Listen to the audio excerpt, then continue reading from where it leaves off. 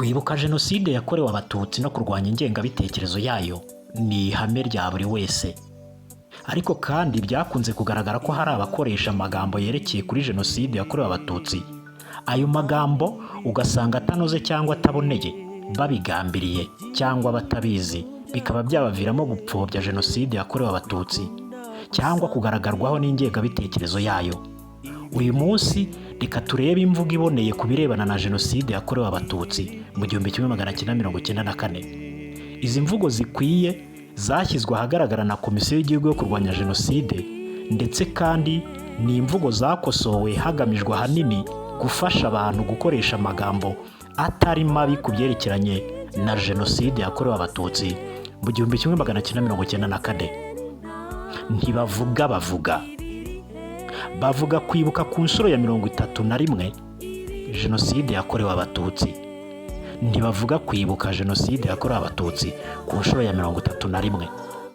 Bavuga bacitse ku icumu rya Jenoside yakorewe Abatutsi. Ntibavuga abacikacumu. Bavuga gushyingura mu cyubahiro imibiri y'abazize Jenoside yakorewe Abatutsi. Ntibavuga gushyingura ibisigazwa cyangwa gushyingura amagufa. Bavuga intwaza. Aba ni abakecuru n'abasaza biciwe abana bose. Ntibavuga incike. Bavuga Jenoside yakorewe Abatutsi. Ntibavuga intambara.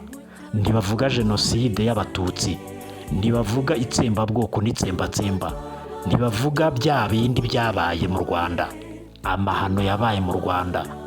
Ntibavuga Jenoside yo mu Rwanda. Ntibavuga isubiranamo ryabaye mu Rwanda. Bavuga urwibutso rwa Jenoside yakorewe Abatutsi. Ntibavuga irimbi ry'abazize Jenoside. Bavuga mbere ya Jenoside yakorewe Abatutsi. Ntibavuga mbere y'intambara cyangwa mbere y'indege. Bavuga Jenoside yakorewe Abatutsi. Ntibavuga ubwicanyi, amabi, amahano. Bavuga ingengabitekerezo ya Jenoside. Ntibavuga ingengasi.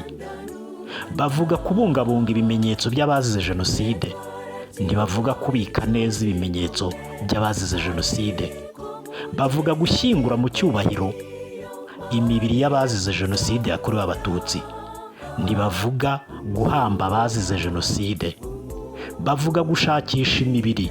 Ntibavuga gutaburura. Bavuga ko hapfuye abarenga miliyoni.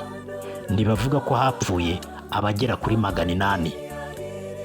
Ngizi mvugo ziboneye ku bigendanye no kuvuga kuri Jenoside yakorewe Abatutsi mu 1994 mu Rwanda. Reka tugushimire ko wakurikiranye izi mpuguro ku magambo anoze tugomba gukoresha mu bihe cyangwa kuvuga kuri Jenoside. Twagushimiye. Iyi ni Urubibi TV, ngendisha Dinshuti. Twibuke twiyubaka.